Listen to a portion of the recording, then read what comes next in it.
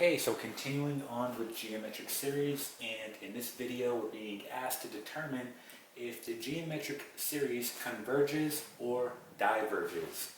Okay, so let's talk about these two words here. Let's first talk about converges. Okay, so what that simply means is as I increase the terms in the geometric series, eventually it's going to reach a finite limit. Meaning I'm going to reach a value that will stay constant once I reach a certain amount of terms, and no matter how many terms I plug in after that, it will stay at that constant value, right? So if it converges, it's going to reach a finite limit, okay? However, if it diverges, that means as I continue to increase in my terms, right, it will continue on to infinity, meaning it does not have a finite limit. All right, it will just continue on to infinity. All right, so we have two different words here. We have converges and diverges. All right, so in order to determine if a geometric series converges or diverges, you have to know the following, and that's this. If your common ratio is between -1 and 1, it's going to converge. All right, so we can write that right here.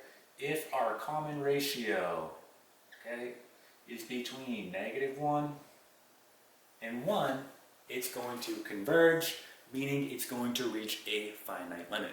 Now, I have a couple of examples here. So these are two geometric sequences.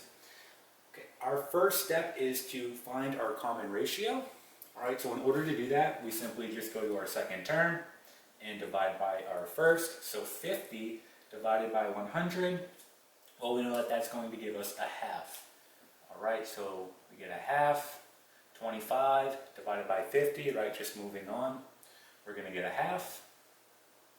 And then 12 and a half divided by 25, we get a half. All right, so we can see that we definitely have a common ratio here. It's going to be a half. And so we're being asked, right, will the geometric series converge or diverge? Well, if this is my common ratio, right, that tells us that it's going to be between -1 and 1. So this is going to converge, right? So the geometric series in this particular case is going to converge. All right, so why don't we go ahead and write that right here. So this is going to converge. Converges.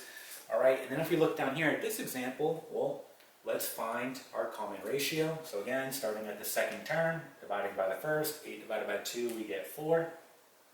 Right, and then just repeating the process, moving forward. 32 divided by 8, we get 4. 128 divided by 32, we get 4. So again, we do in fact have a common ratio. It's going to be 4. However, in this case, our common ratio is not between -1 and 1, right? It's actually greater than 1. It's going to be 4. So in this case, our geometric series is going to diverge, meaning it's going to continue on to infinity. So in this case, it diverges. So we can write that here. Okay, and that is it. So that's how you determine if a geometric series is going to converge or diverge.